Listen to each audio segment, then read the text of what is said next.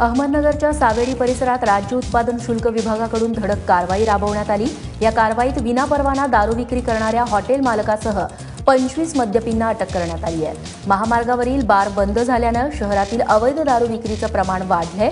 त्याविरोधात राज्य उत्पादन शुल्क विभागाची कारवाई सुरू असून गेल्या आठवड्याभरात 66 गुन्हे नोंदवून 25 आरोपींना अटकही करण्यात आली आहे। वर्ध्यात आरंभा टोल नाक्यावर होमगार्डला मारहाण झाल्याचं समोर आलंय। प्रफुल्ल गोतमारे असं या होमगार्डचं नाव असून तो या आरंभा टोल नाक्यावर काम करतो।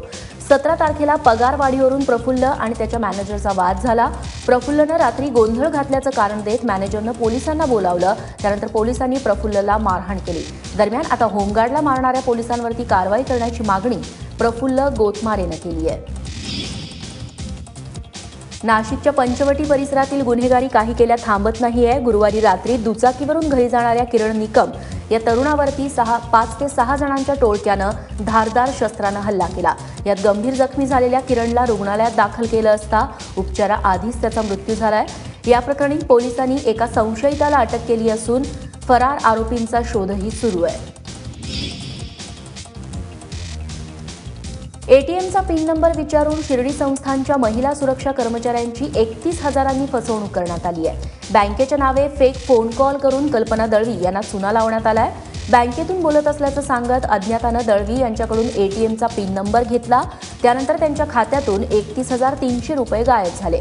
दरम्यान या महिलेनं शिर्डी पोलिसात तक्रार दाखल केली असून पोलीस आता अधिक तपास करतायत। अमरावतीत पत्नी आणि 3 मुलं असताना अंकुश दोडके नावाच्या व्यक्तीनं दुसरं लग्न केलं। मात्र मंडपात पहिली पत्नी पोहोचल्यानं एकच खळबळ उडाली।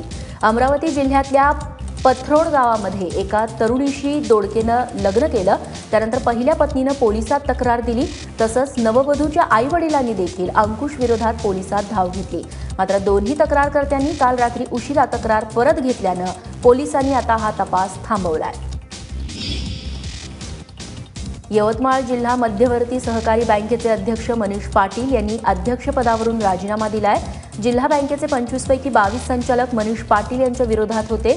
या सर्व संचालकांची मतं विधान परिषद उपसभापती माणिकराव ठाकरे आणि पुसदचे राष्ट्रवादीचे आमदार मनोहरराव नाईक यांनी बैठकीतून जाणून घेतली। बहुतांश सदस्य विरोधात असल्यानं अखेर मनीष पाटील यांनी जिल्हा बँकेच्या अध्यक्षपदाचा राजीनामा दिलाय। जलयुक्त शिवार योजनेच्या माध्यमातून दुष्काळ मुक्तीसाठी नागरिकांनी श्रमदानाची चळवळ सुरू केली असून यात राज्य शासन सर्वतोपरी मदत करणार आहे। या अभियानामुळे येत्या 2 वर्षात राज्य नक्की दुष्काळमुक्त होईल असा दावा आणि विश्वास मुख्यमंत्री देवेंद्र फडणवीस यांनी व्यक्त केला आहे। तूर प्रश्नावरती आक्रमक झालेल्या काँग्रेसनं बुलढाण्यात ठिकठिकाणी रास्ता रोको काल केला। काँग्रेस जिल्हाध्यक्ष राहुल बोंद्रे यांच्या नेतृत्वाखाली जिल्हाधिकारी कार्यालयासमोर आमरण उपोषण करण्यात येत आहे। त्यातच आक्रमक झालेल्या काँग्रेस कार्यकर्त्यांनी रस्त्यावरती उतरून काल रास्ता रोको केला। महाराष्ट्राचे मांझी अशी ओळख असलेल्या भापकर गुरुजींनी आपल्या जीवाला गुंडांपासून धोका असल्याचं म्हटलंय। भापकर गुरुजींनी काल ज्येष्ठ समाजसेवक अण्णा हजारे यांची राळेगणला जाऊन भेट घेतली। काही दिवसांआधी दारूबंदीसाठी लढा देत असल्यानं भापकर गुरुजींवरती अहमदनगरमध्ये काही गाव गुंडांनी हल्ला केला होता। मतदानाची कमी होणारी टक्केवारी बघता महापालिकांनी आता जनजागृतीसाठी पुढाकार घेतलाय। 24 मे रोजी मालेगाव महापालिकेची निवडणूक होतीये। त्याआधी वासुदेव आणि कव्वालीचा या महापालिकेच्या निवडणुकीमध्ये पक्षांनी आधार घेतलाय। मतदारांनी आपला मतदानाचा हक्क बजावावा असं आवाहन करत सध्या मालेगावात गल्लोगल्ली वासुदेव दिसतायत। नांदेडमध्ये घरगुती गॅसची गळती होऊन 3 घरांना आग लागली।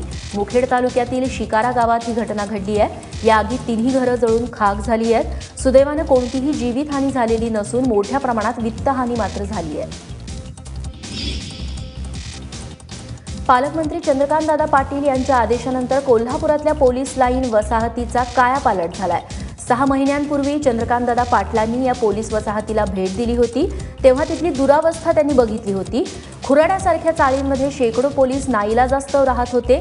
ही दुरावस्था पाहून पाटलांनी दुरुस्तीचे आदेश दिले। या दुरुस्तीनंतर संपूर्ण पोलीस वसाहतीचा कायापालट झाला असून पोलीस कुटुंबियांनी आता आनंद व्यक्त केलाय। ट्रकची समोरासमोर धडक होऊन लागलेल्या आगीत एक ट्रक चालकाचा जळून मृत्यू झालेला आहे तर 2 जण जखमी आहेत। गोंदिया जिल्ह्यातल्या देवरी तालुक्यात हा भीषण अपघात घडलाय।